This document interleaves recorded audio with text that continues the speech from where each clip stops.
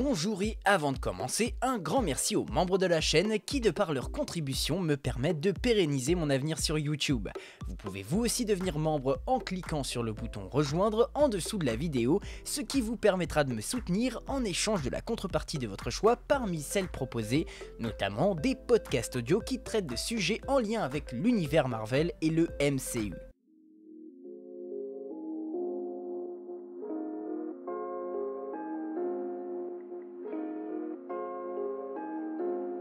Hello tout le monde, ici le prof Marvel. On se retrouve pour la seconde partie de la vidéo que je vous ai sortie dimanche où on a fait un récap de toutes les infos, toutes les rumeurs et des quelques théories qu'on avait pour Secret Invasion. Aujourd'hui, du coup, on va s'intéresser, on va rentrer plus en détail dans qu'est-ce qu'il y aura dans la série, qu'est-ce qu'il y aura dans l'intrigue, avec mon habituel recoupage de tous les trailers, spot TV, extraits, featurettes, teasers.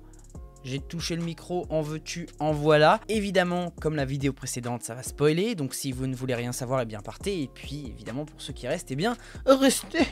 Alors, qu'est-ce que le matériel de promo nous a révélé de Secret Invasion? Alors, sachez qu'il est encore en cours, que je tourne, il est dimanche soir, et il va sûrement y avoir d'autres spots TV entre maintenant et la sortie, qui sera du coup mercredi dans 3 jours, le mercredi 21 juin. Donc, le montage sera pas complet, mais j'ai essayé de vous faire un truc le plus complet possible, donc c'est pour ça aussi que je tourne assez tard. On a un total de, vous allez les voir tout de suite sur ma timeline, vous voyez il y a plein de choses, il y a 12 séquences que j'ai réussi à tirer de toute la promo avec, comme d'habitude, une séquence avec des plans inclassables, on y reviendra à la toute fin. La promotion nous a révélé 2 trailers, 5 spots TV, 2 extraits, une featurette et évidemment tous les liens de ces vidéos sont en description si vous voulez aller les voir, si vous voulez vous amuser à faire un remontage. On va commencer avec la première séquence. La première séquence, je l'ai intitulée Début Ross. Vous savez, ça fait suite à l'extrait qui a été dévoilé par Marvel Studios où on voit l'agent Everett Ross parler avec un lanceur d'alerte dont je n'ai plus le nom, l'agent Prescott, voilà.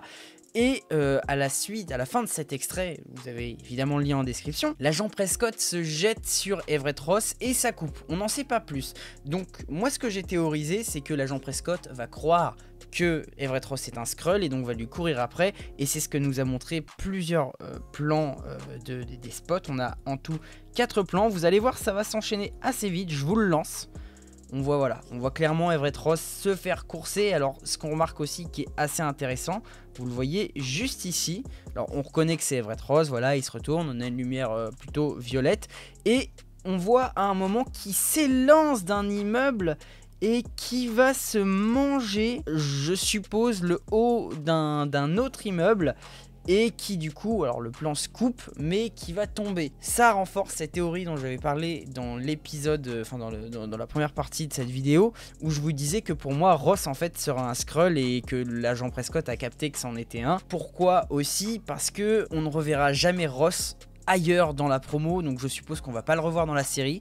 Il fait pas partie du casting principal alors qu'il a été mis en avant dans la promotion. Et c'est tout parce que je pensais qu'à la fin de Wakanda Forever, Ross était allé en prison, mais j'avais oublié que Okoye l'avait libéré, ce qui explique du coup pourquoi dans l'extrait au tout début, Ross en fait il regarde un peu autour de lui. Enfin, tu sens qu'il est pas en pleine liberté ou qu'il est recherché, donc tout est cohérent, mais je pense quand même que entre Wakanda Forever et Secret Invasion, il aura été très simplement remplacé par un Skrull. La séquence 2, je l'ai appelée Fury rencontre Hill. Alors je la place comme ça, je vais la lancer hein, très simplement.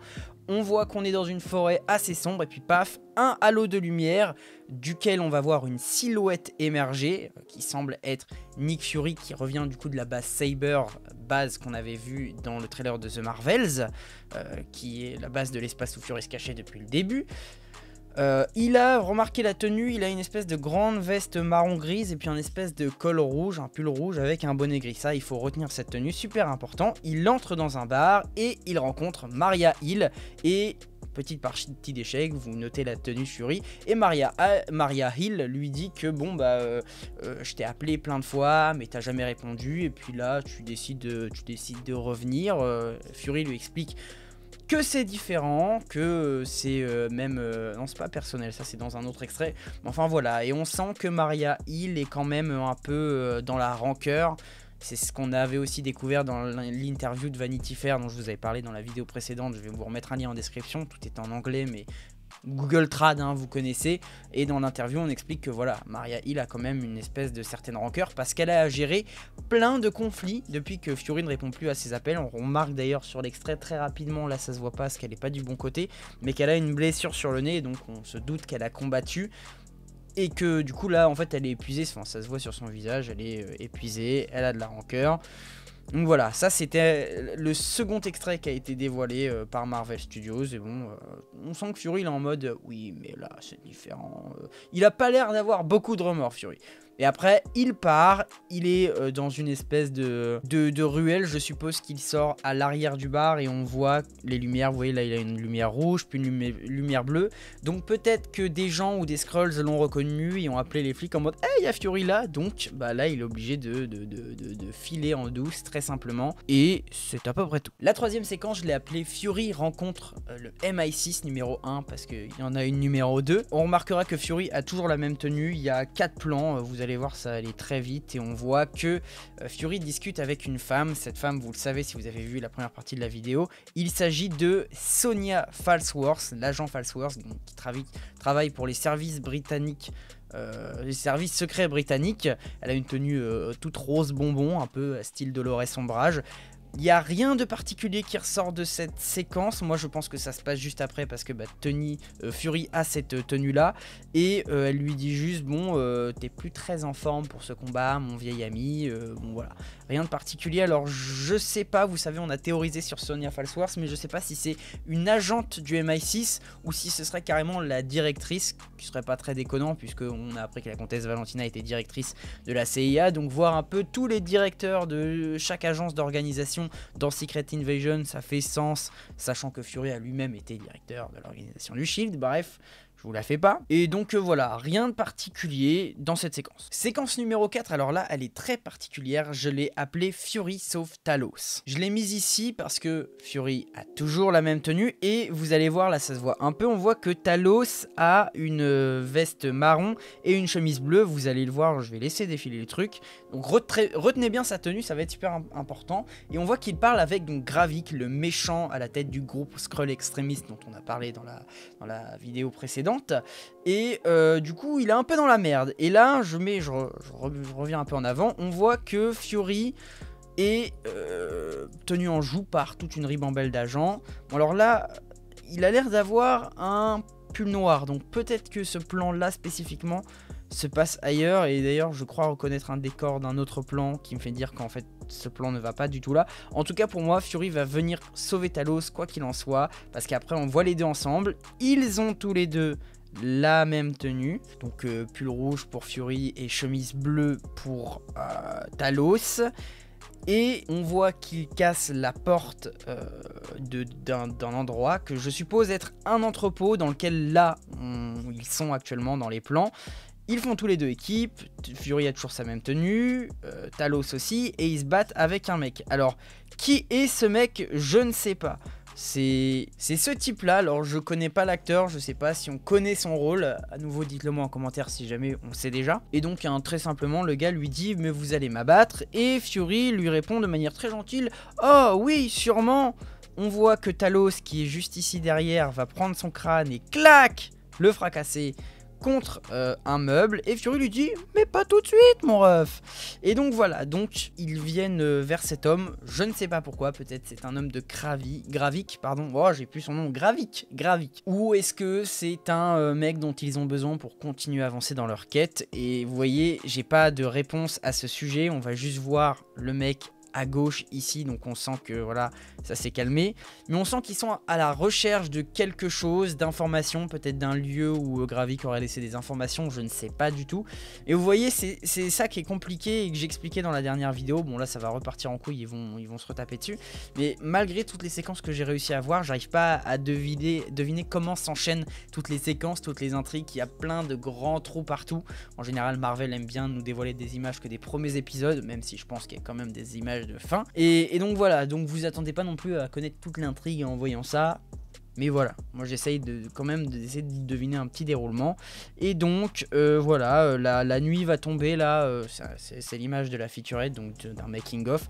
On voit que Talos a toujours sa tenue avec la chemise bleue et qui va lui dire mais Fury, depuis que t'es parti, les choses sont parties en couille. Voilà, très simplement. La séquence 5, je l'ai appelée la capture du président. Je l'ai mis ici parce que on va voir le président Ritson, dont je ne connais plus le nom de l'acteur, mais je le reconnais physiquement, donc je vais vous le montrer. Et je suppose dans cette séquence que les Skrulls, et plus précisément les hommes de Gravik, vont essayer de capturer le président, sûrement pour mettre la pression à Fury, sûrement pour prendre le contrôle des gouvernements, à moins que ce ne soit déjà fait, mais en tout cas, taper un coup fort dans la fourmilière, parce que rappelez-vous, c'est ce qui a été dit dans la première vidéo, c'est que les Skrulls ont attendu pendant 30 ans la promesse de Fury et de Captain Marvel qui leur avait dit bah, on va vous trouver une nouvelle planète vu que les Kree vous ont délogé.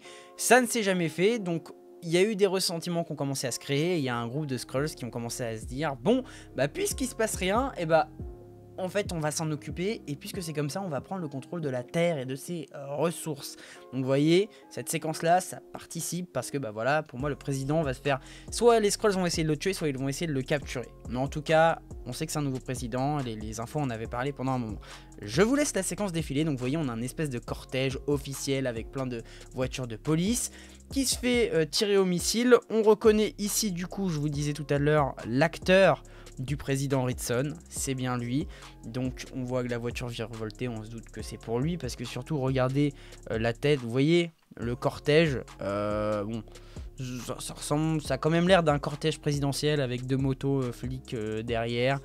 Bref, donc voilà, ils se font tirer dessus au missile par des hélicoptères, on va les voir un peu plus loin dans les machins, et Fury et Talos sera visiblement avec eux, ils vont se battre contre les hélicoptères et les abattre, et voilà, alors vous voyez là il y a plein de choses qui viennent de se passer, donc on va revenir un peu en arrière. Donc une fois que le cortège a subi une première attaque, on a tous les soldats qui vont sortir, on reconnaît ici Fury et Talos. Alors j'ai cru que c'était le président, mais au vu de la tenue je pense que c'est Talos. Donc les deux qui se font couvrir pendant que les soldats militaires s'attaquent aux forces ennemies. On suppose qu'il y aura des forces aériennes avec les hélicoptères et des forces terrestres comme on le voit dans le plan juste ici. Ils sont sur une route, il y a de la fumée, la colorimétrie a l'air à peu près de correspondre, donc je pense que Gravik aura aussi des forces terriennes. Donc voilà, là il y a un petit couloir qui se font pour qu'il soit protégé. Peut-être que du coup ce plan là viendrait avant, mais on voit que Fury est en train de s'armer, on a Talos qui est derrière lui. Il se tire dessus avec les forces de Gravik, voilà. Paf paf paf, ça tire, ça explose, la bataille est rude, et là Fury va trouver un moment un espèce de lance-missile, lance-roquette, et va abattre un des hélicoptères de Gravik qui va s'exploser au sol. Voilà. Et après, on suppose que Gravik et ses Skrulls vont venir, quant à eux, s'attaquer directement à Fury. Et là, on remarque que Gravik utilise des pouvoirs, donc il s'agira pas seulement d'un Skrulls et du chef des Skrulls extrémistes, mais bien d'un Super Skrull. Pour rappel, les Super Skrulls, c'est ceux qui, au-delà de leur capacité de se métamorphoser, ont des pouvoirs. Alors dans les comics, c'est plus compliqué, c'est des pouvoirs qui les ont copié-collé aux super-héros. Là, ça a l'air d'être un pouvoir random, un peu en mode mi-Groot, mi-4 fantastique, en mode je peux étirer mon bras en plusieurs espèces de branches, à moins que ce soit vraiment les pouvoirs de Groot, mais ça m'étonnerait. Et donc on a ce plan, on voit Talos blessé à l'épaule gauche, il a toujours sa chemise bleue, et on voit qu'il se retransforme en Skrulls, et là on a toujours un plan, on voit plein d'hélicoptères, on voit du feu juste ici derrière, et là on voit un corps qui est allongé avec une veste qui a l'air d'être celle de Talos, et un personnage féminin qui est Emilia Clarke, donc Gaïa, la fille de Talos, qui a l'air de pleurer sur le corps de son père. Ma théorie, et ce qui paraît très logique, c'est que Talos ait été blessé mortellement, ou alors à un point où il va être hors jeu pendant une bonne partie de la série, mais en même temps je pense pas, parce que la séquence suivante va montrer que non, à moins que toute cette séquence où Talos porte une chemise en bleu se passe après la séquence que je vais vous montrer là. En tout cas, il faut savoir que Gaïa, elle, sera de base du côté de Gravik, et qu'elle aura des tensions avec son père, on l'avait dit dans la vidéo précédente, mais on sent qu'elle va pas être pleinement du côté des méchants, qu'elle va être un peu du côté gris de la force, donc je pense que même si elle est contre son père, le fait de voir que Gravik est tenté de l'assassiner, etc., ça va quand même la remuer. Peut-être que ça pourra amener à un développement ou à un plot twist, je ne sais pas, mais enfin, clairement, là, si c'est pas Talos, je ne sais pas qui c'est. On passe à la 6ème séquence qui s'appelle Gravik explose Moscou. Je vous en avais parlé dans la vidéo précédente. C'est sûrement, d'après les rumeurs, du moins la séquence qui apparemment aurait eu le droit à 4 mois de reshoot, parce que de base, c'est une ville en Ukraine qui devait se faire exploser, mais au vu du contexte de la guerre en Ukraine, ils ont préféré choisir Moscou. Je sais pas, c'était non plus la meilleure des idées. Ça reste une rumeur. Les 4 mois de reshoot, ça c'est officiel. On le sait, ça a eu lieu, mais pour la raison que je viens de citer, on n'est pas sûr. Dans tous les cas, on reconnaît la ville de Moscou. Je vous laisse la séquence défiler. On a 1, 2, 3, 4, 5, 6, 7 plans. Voilà. On voit Talos, Maria Hill, Fury, Gravik, qui ont tous des tenues différentes des fois précédentes. Ça explose et c'est tout. Alors, on va revenir plan par plan, alors pas ici. On voit que Talos a une nouvelle tenue. C'est pour ça que j'hésite à vous dire, à penser que soit cette séquence se passe après l'attaque de Gravik qu'on a vu pour la capture du président, soit avant. Ce qui veut dire que peut-être que cette séquence se passerait au tout début. On voit également que Maria Hill n'a pas la même tenue qu'au tout début. Là, cette fois, elle a un long manteau bleu-noir avec un sweat à capuche qui dépasse gris-blanc. Et voilà, les séquences défilent. Alors, ce qui me perturbe, alors on reconnaît que c'est bien le même endroit, parce que vous voyez, on a les espèces de drapeaux, de symboles colorés derrière. Donc, c'est la même séquence, il n'y a pas de doute à avoir. Et Fury, alors c'est pour ça que je l'avais placé là de base, c'est que Fury a toujours sa tenue rouge avec une longue veste marron, bonnet gris. Donc, en fait, je sais pas, peut-être qu'effectivement, ce truc-là se passe au tout début, mais dans ce cas-là, Talos, le fait que Talos n'ait pas la même tenue, ça me perturbe. Est-ce que il y a eu des faux raccords au niveau des reshoots? C'est possible. En tout cas, voilà, ils sont là. On sent qu'ils sont là pour empêcher qu'un truc dérape. Et le truc qui dérape, c'est notre ami Gravik, qui a un petit détonateur dans la main et qui fait boum, j'explose Moscou et je suis vilain Skrull. Et voilà, ça va partir en couille. A noter, alors ça, j'ai pas réussi à l'installer parce qu'il me semble que c'est une photo. On voit une photo où Fury est debout sur un de ses balcons à droite. Donc je suppose qu'ils vont vraiment longtemps enquêter avant que Gravik se révèle et qu'il explose des trucs. Pourquoi il explose Moscou ? Aucune idée, peut-être qu'encore une fois c'est dans cette idée de renverser les gouvernements du monde, t'as capté. Et puis voilà. On arrive à la 7ème séquence que j'ai appelée Fury rencontre MI6-2. Donc Fury revoit Sonya Falsworth, mais cette fois il se rencontre à un endroit, dans une forêt, où il semble y avoir une tombe de Fury. Oula, je suis en train de vous spoiler.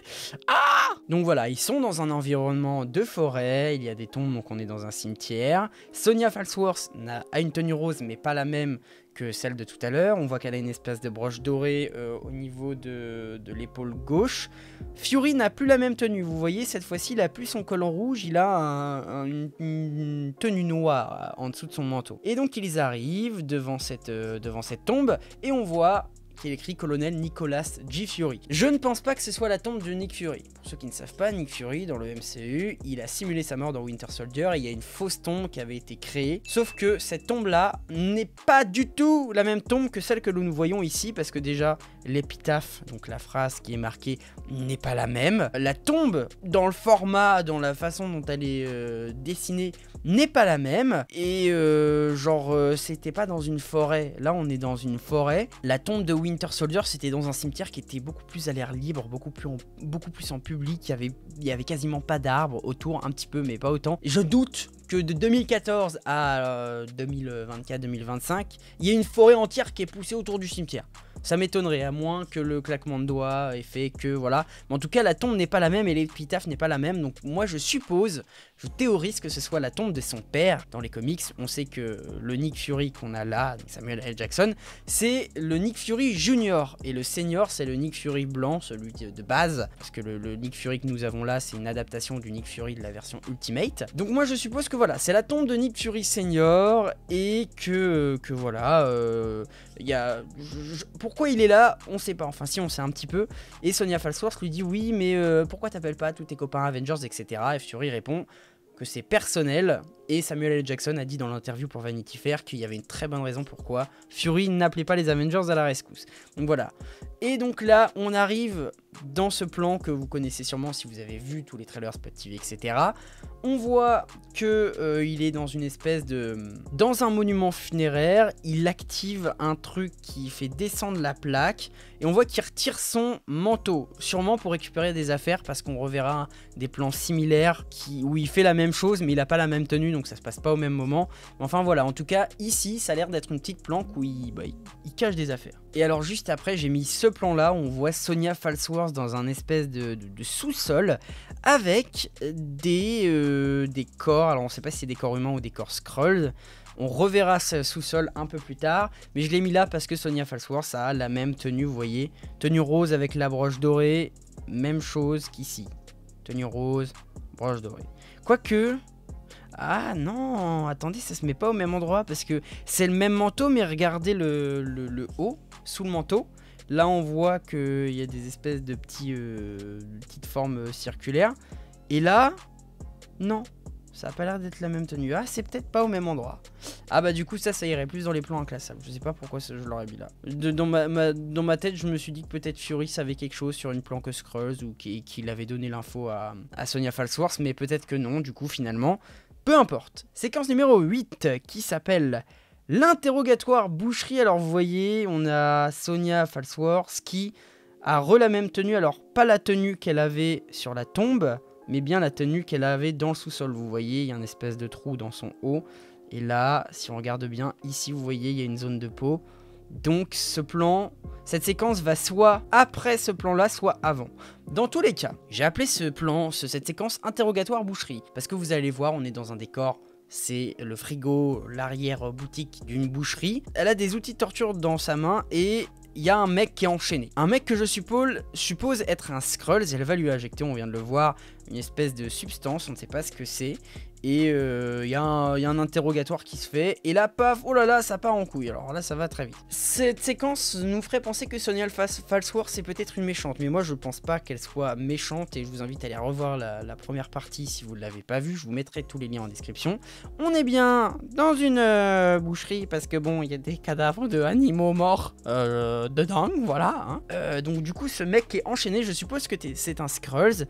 Parce que vous voyez, elle a une aiguille, une seringue qu'elle lui injecte dans le fiac. On voit que c'est une substance bleue, donc on sait pas trop ce que c'est, mais vas-y, va béné. Et on voit que le mec, là vous voyez sa peau, là, son épaule, il y a les veines qui ressortent de ouf. Donc ça va lui faire un effet, je suppose qu'en fait, ce produit va peut-être le retransformer en Skrulls. Et je suppose du coup que potentiellement ça pourrait être un Skrulls qu'ils ont capturé juste ici dans ce sous-sol. Donc voilà, et donc là il y a de la discussion, blablabla, blablabla, tout ça. Et alors là, ce qui renforce l'idée que ce soit un Skrull, c'est qu'on a Gravik, notre ami Gravik qui arrive avec des hommes au devant de la boutique. On voit bien là, on a des saucisses qui pendent en voiture, on voit là une trancheuse, ils arrivent, là il y a un joli décor de vache. Et donc vous voyez, on voit le carrelage blanc qu'on voyait au tout début ici, carrelage blanc avec lumière jaune. Et là ils arrivent, ils essayent de détruire la porte, sûrement du coup pour aller sauver le pélo le Skrulls qui est enchaîné. Pour moi, Gravik en gros vient sauver l'un des siens et donc mettre un terme à Sonya Falsworth. C'est Bulan, on le reconnaît, Gravik. Ça se combat, ça se tape dessus et on sait pas comment ça va se terminer. La séquence 9, alors là les deux prochaines séquences, la 9 et la 10, c'est vraiment les séquences où j'ai eu le plus de mal à deviner. Je vous laisse défiler. En gros, faut repérer la tenue de Gaïa, donc, qui est jouée par Emilia Clarke, qui a une tenue, vous allez voir, un t-shirt particulier avec un long manteau gris. Là, on l'a très bien vu, vous voyez, c'est très rapide. Vous voyez, t-shirt un peu rose avec un long manteau et une voiture blanche. On y reviendra quand on y sera sur les inclassables. Et donc, pour moi, en fait, Maria Hill va se mettre à poursuivre Gaïa pour je ne sais quelle raison. J'aurais placé peut-être cette séquence après Moscou, mais Maria Hill n'a pas exactement la même tenue qu'à Moscou. Vous voyez, le sweat, il est devenu gris foncé. Et il est plus blanc, donc je pense que c'est vraiment pas ça suit pas. Et donc du coup, moi je suppose qu'elle va descendre dans des souterrains. On connaît là, il y a des murs de briques. Et quand on va voir Gaïa courir, on a les mêmes murs de briques. Et vous voyez là, dans les deux plans que je vais mettre, on voit des lumières qui clignotent. Regardez bien, là ça clignote aussi. Voilà, grosso merdo, donc pour moi ça se suit. Pour moi, on a vraiment Maria Hill qui est à la poursuite de Gaïa. Et donc, sûrement, j'imagine que Gaïa va réussir à sortir de ce souterrain, à monter. On a la voiture blanche, qui est une Merco, une Mercedes. Et va y avoir une baston avec Skrulls. Pourquoi? Parce que vous voyez dans ce plan, on a un environnement de briques avec, vous voyez, les contours ici qui sont bleus. Et dans la séquence où nous voyons le Skrulls hurler, on a un environnement de briques juste ici avec les contours qui sont bleus. Donc je suppose que Emilia, alors je pense pas que ce soit Emilia Clarke, ça a plus l'air d'être un Skrull mâle, mais du coup ça va partir en couille. Et peut-être que ça pourrait être Gravik parce qu'on voit qu'il a les mêmes pouvoirs que Gravik de tout à l'heure avec le bras qui ressemble un peu au bras de Groot. Et donc voilà, ça va se taper. Et après, on a une seconde séquence avec Gaïa qui cette fois a une veste en cuir noir avec, vous le voyez au tout début, le même t-shirt qu'elle avait dans la séquence d'avant. Vous voyez, t-shirt un peu gris-rose qu'on revoit ici, voilà. Et elle a sa veste en cuir noir. Donc pour moi, tous ces plans s'enchaînent parce que, voilà, pour moi, elle avait sa veste en cuir noir. Elle va rencontrer Fury et sûrement après l'abandonner. Il se passe plein de choses. Elle va découvrir le sous-sol dans lequel était Sonya Falsworth. Et visiblement, elle va s'allier avec ce personnage qui vient prendre un pistolet sûrement dans une espèce de coffre-fort de banque. Et je suppose qu'elle va se battre avec parce que vous voyez, enfin, elle va se battre avec elle parce que bah, là, on la reconnaît de dos, la dame. Et on voit qu'Emilia Clarke a toujours sa veste en cuir noir. J'avoue que peut-être que ces plans sont séparés parce que vous voyez là, elle a veste en cuir noir avec t-shirt. Sauf que sur les plans de fin, là, on voit pas du tout son t-shirt. Ah, quoique Nancy, on reconnaît la manche. Donc si, en vrai, c'est peut-être ça. Là, par contre, elle n'a pas la manche. Ah, je sais pas, vous voyez, c'est un peu compliqué. Hein. Mais en tout cas, il va y avoir de la baston. Et là, en gros, Gaïa dit juste à Fury, mais en gros, t'es hors jeu, t'as rien pour nous, on n'a rien pour toi, c'est la galère. Là, j'ai l'impression qu'elle est avec Gravik ou qu'elle va voir des potes de Gravik. Des alliés à elle, vous voyez, c'est que je vous dis quand elle va se balader entre deux camps, on n'arrive pas trop à situer un peu où elle se situe. Et je sais pas si tous ces plans s'enchaînent, si on peut mettre cette séquence Gaïa 2 avant la séquence Gaïa 1. C'est un peu compliqué, vous voyez. Dans tous les cas, Gaïa va découvrir le sous-sol où il y a tous les corps entreposés. Donc je sais pas encore. Pour moi, c'est un sous-sol avec tous les corps qui ont été remplacés par les Skrulls. Logiquement, pour moi, c'est ça. Après, peut-être que ce sont des Skrulls qui sont en état de stase et qui vont récupérer des pouvoirs et qu'ils sont tous amenés à devenir Super Skrulls. Vous voyez, je sais pas encore trop. La théorie ultime, et ce serait génial, c'est que ce soit des super-héros qui sont en train d'être remplacés, comme dans la vraie Secret Invasion des comics, mais là, j'y crois peu. Par contre, si ça se fait vraiment et qu'il l'avait pré-shot là, je suis trop fort. Voilà, je dis juste ça. Donc voilà, rien à dire de plus sur cette séquence. On passe du coup à la séquence 11 qui s'appelle Fury va se battre. Alors là, je vous laisse vous enchaîner. Vous voyez la seconde séquence où Fury vient récupérer les affaires dans les bois, là où il y a la tombe de son papa. Il a un bonnet rouge, donc il a changé de tenue. Il a une arme à la main, donc ça c'est l'arme qu'il a récupérée dans les premiers plans qu'on voit. Et vous voyez qu'il met son bandeau. On a un très court plan où on le voit, attendez je vais faire pause, on a un très court plan où on le voit, vous voyez, mettre son bandeau, il récupère son arme de poing derrière la même plaque qu'on avait vu tout à l'heure, il sort, il redresse son col parce que le mec il est un peu badass, t'as capté, et après, toujours dans une forêt, il a toujours son arme avec la même tenue, bonnet rouge, le bandeau qui revient, vous remarquerez qu'avant il n'avait pas du tout son bandeau, et donc là il rentre dans un espèce pareil de sous-sol que je suppose être soit la planque de Gravik, soit autre chose. En tout cas, il va se retrouver en 1v1 contre Gravik qui a lui une tenue, une espèce de longue veste noire avec chemise noire, et vous voyez là c'est le dernier plan, on voit Fury qui se fait balancer par Gravik, voilà, très simplement. Donc pour moi ces plans se suivent, vous voyez on reconnaît les colonnes violettes ici et là, ici et là. Peut-être que cet endroit est le même endroit que la cave où sont entreposés tous les corps bizarres qui étaient dans Gaïa 2. Je retrouve plus Gaïa 2, elle est là. Vous voyez, peut-être que la pièce où se situe Fury et Gravik, c'est au-dessus de cette pièce-là. Je suppose que oui, et je suppose que c'est ça parce que vous voyez, on va revenir sur Gaïa 1. Gaïa, vous voyez, avant d'en arriver à ce sous-sol, elle a une Mercedes blanche. Et si je reprends les plans inclassables, on a ce plan, ou alors elle a pas du tout la même tenue, par contre elle a toujours le même t-shirt, c'est juste la veste qui change et qui est rose. Et vous voyez qu'elle passe un espèce de grillage, et on voit la même voiture, on voit la Mercedes derrière. Donc je suppose que c'est une des planques de Gravik où sont entreposés tous les Skrulls ou tous les gens qu'il a remplacés. Et d'ailleurs dans ces plans inclassables, vous voyez, on a ce décor qui revient, ils sont en train de fabriquer le truc, de fabriquer l'endroit où Fury et Gravik vont se battre. Et pour moi, vous voyez, elle va venir visiter un peu cette planque là. Et donc du coup pour moi vraiment ça, c'est la fin, en mode Fury va découvrir cette planque. Et du coup se battre avec Gravik. Et vous voyez, je vous parlais de la grille tout à l'heure, là on a encore les grilles qui reviennent.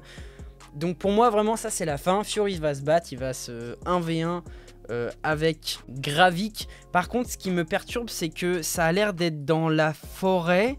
Mais dans les plans inclassables, on a cet environnement que je suppose être Tchernobyl. Et on voit là qu'il y a le silo le halo la cheminée, pardon, qui s'écroule.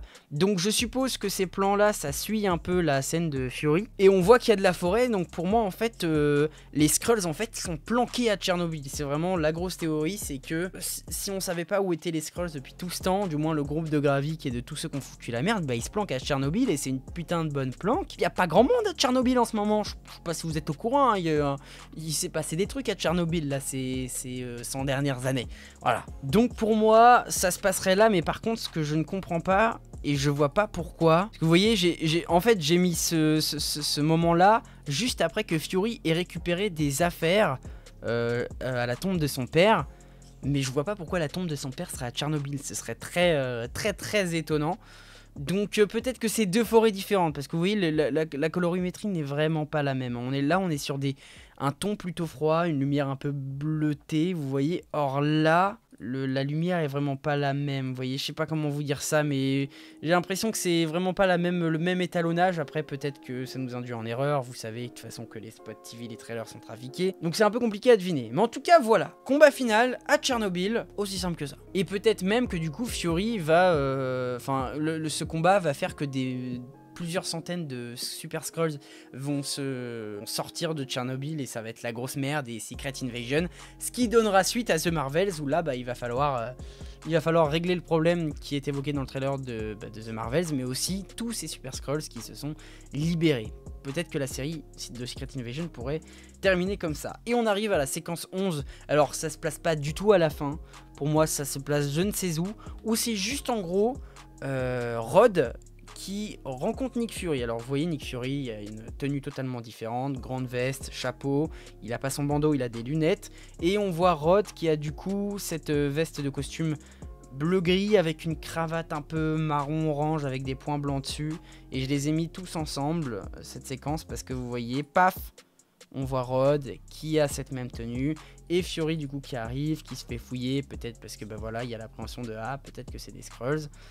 Peut-être que Fury est un Skrull. Donc là tout le monde est en mode paranoïa. Et c'est ce qui avait été vendu, c'est que ce sera un thriller sur fond de paranoïa avec les Skrulls. Donc voilà pour ce qui est des 11 séquences. Je vous passe les séquences inclassables. Je vais rien dire. Je vous laisse faire pause sur chaque plan.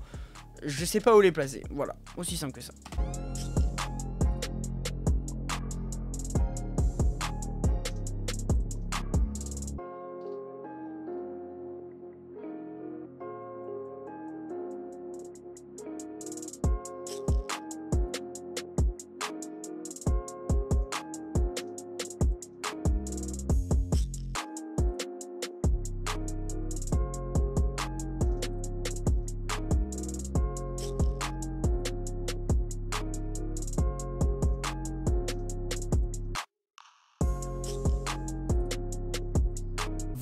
Voilou. C'est donc la fin de cette vidéo, j'espère qu'elle vous aura plu. Si vous avez vos propres théories ou vous pensez que certains plans sont pas au bon endroit, que vous avez des idées de séquences, n'hésitez pas à les mettre en commentaire, n'hésitez pas à réagir évidemment. Et nous, on se retrouve mercredi prochain pour la critique à chaud du premier épisode de Secret Invasion, le 21 juin. À la prochaine, des bisous, ciao ciao.